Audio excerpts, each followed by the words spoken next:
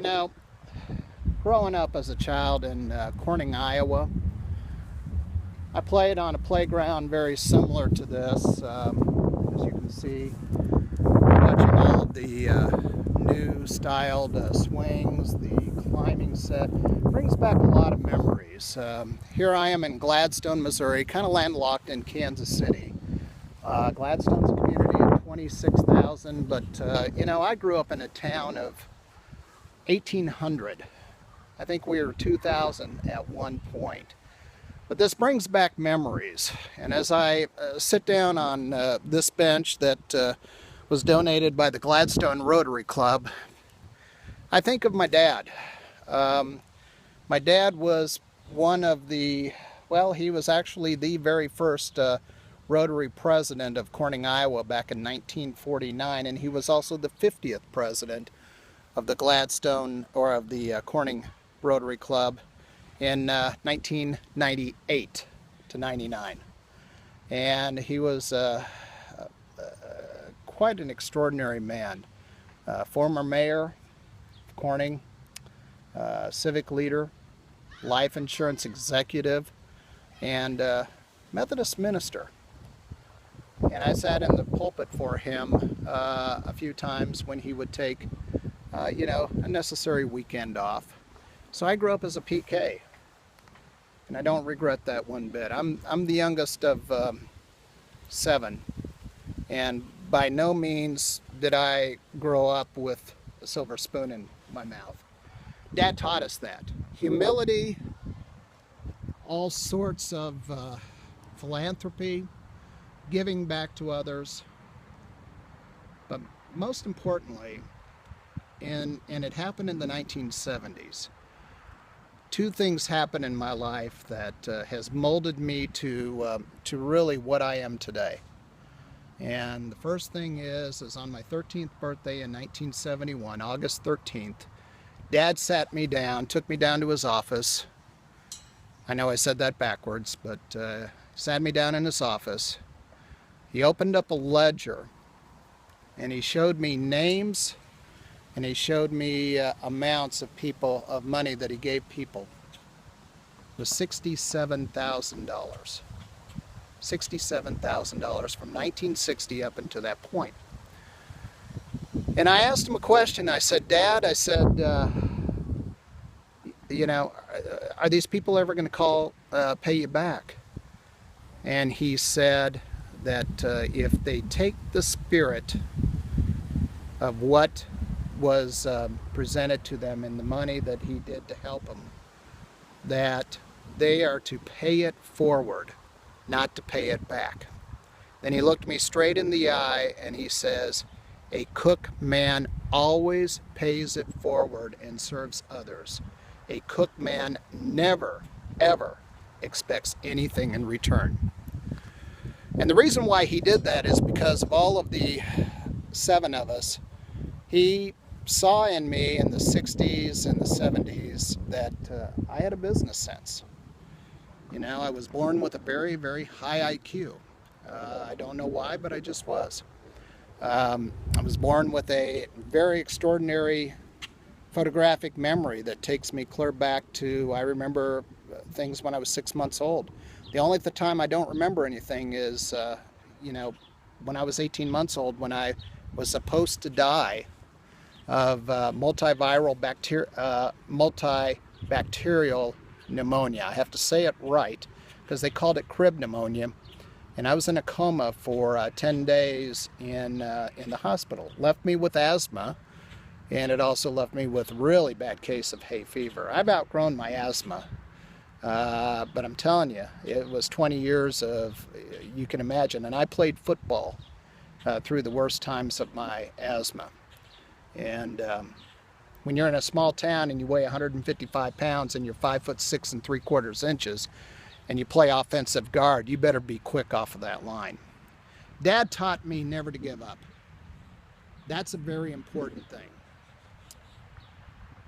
And as he was teaching me the lesson, starting in 1971, he had me join Amway Corporation on that day. I signed up as an Amway Corporation representative. There was no age limit back then, just like there is now. You have to be 18, I believe, but there was no age limit back then. I could do it at the age of 13. I think about that. And I worked for money not only with Amway, but I worked for money at Rosary Hospital in 1974 after taking the nurse's aid course offered by the sisters, the Franciscan sisters, who ran Rosary Hospital with John McDonough, who had two wonderful sons, a wonderful daughter, who are great friends of mine. In fact, Seamus played next in line with me, and Seamus played for for Iowa State University for Earl Bruce. I learned nurse's aid. I became an orderly. I was Corning's first ever orderly, and don't think I didn't hear about that. But I wanted to get into medicine. And when I got into medicine and worked with it in Corning's Rosary Hospital, something really, really life-changing happened to me. My then 25-year-old brother was diagnosed with leukemia, and it was acute myelogenous leukemia. It was diagnosed on December 27, 1974, and I had just started working for Rosary Hospital right before my 16th birthday, and I expected him to make it through it. Well, you don't live through acute myelogenous. That is 100% fatal. And I found that out on April 24th, 1975, when he passed away. I was 16 years old, and I found out that living with death was hard for me, and I knew I couldn't go into medicine. So I learned two very valuable lessons in the 1970s. I learned that a cooked man always pays it forward and never expects anything in return, and a life worth living is a life worth giving. And I also learned never ever to take life for granted, and I learned that one the hard way. And I continued working in business clear on through high school and college, graduating from high school in 1976. Excellent in vocal music, excellent in drama, high IQ. Didn't use it to its full capacity, honestly, until my sophomore year in high school. That's when I got serious, because I had liver disease in 1973, so I had to overcome that. And it knocked me out of athletics until March of the following year. So August to March, I couldn't play anything. So I ran like you would not believe, and I ran the 2-mile run for Corning High School in 1973 track season and 1974 track season, and did fairly well. Barely broke the 10-minute 2-mile mark of my sophomore year, but I just got tired of running 15 miles a day training for it. Now, why do I bring that up today? Well, for those of you who are thinking about, why is Jeff Cook the way he is? Why is it that, he trusts people? Why is it that he believes in the Scout Oath and the Scout Law? I can tell you that all of that is based on the way that I was brought up. I wasn't born with a silver spoon in my mouth. Not by any stretch of the imagination. I wasn't given anything. The exception to that is when I graduated from college at Northwest Missouri State University in 1980 with a Bachelor of Science, double major communications and journalism. I was given a car, 1976 Red Mustang II. It unfortunately had transmission problems, but that wasn't my parents' fault. It was just one of those things. Married the love of my life and started on my way, but I didn't. Dad wanted me to go into business with him, and I didn't. The reason why I didn't is because I wanted to prove to myself that I could do it by myself. And I've done it. But it hasn't been without its pain.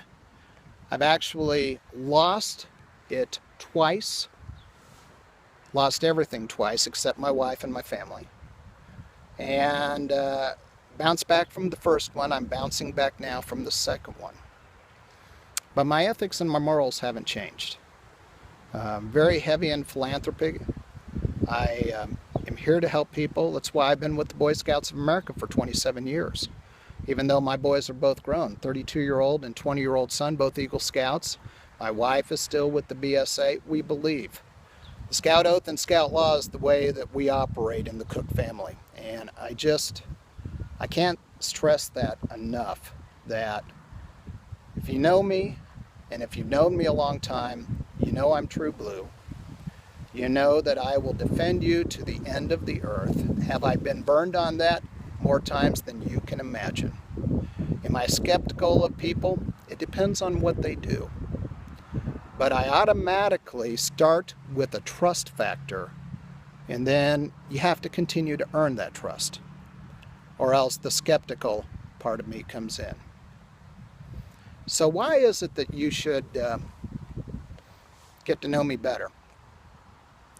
Number one, I'll never do you wrong. Number two, I know what it's like to have nothing and to start over again. Number three, I don't focus on the money. I don't focus on the money. I focus on the opportunity. And I focus on my training, because I can train people to be the best that they can possibly be. In other words, if you are looking to go into business with me and you focus on money, I don't want to talk with you. We're not going to be business partners. Because if you can't see the opportunity in front of you, and you can't see the ability that I have to train you to make you the best that you can possibly be, and to give you the knowledge that's going to make you successful in this world of business today in 2014, then you don't deserve to be my business partner. Quite frankly, I have more time to spend with others, and I don't have the time to spend with you. My time is very valuable. I have a very fun side, and I have a serious side, and you're seeing the serious side now. So while you're thinking about that, look around. This is my heritage. Grove Park in Corning, Iowa was called the Play Park. You're seeing some kids playing on it right now through this. Granted, it was antiquated playground equipment, but it's all we knew. But I am a small town guy with rural values living in a big city, big metropolitan area. And my values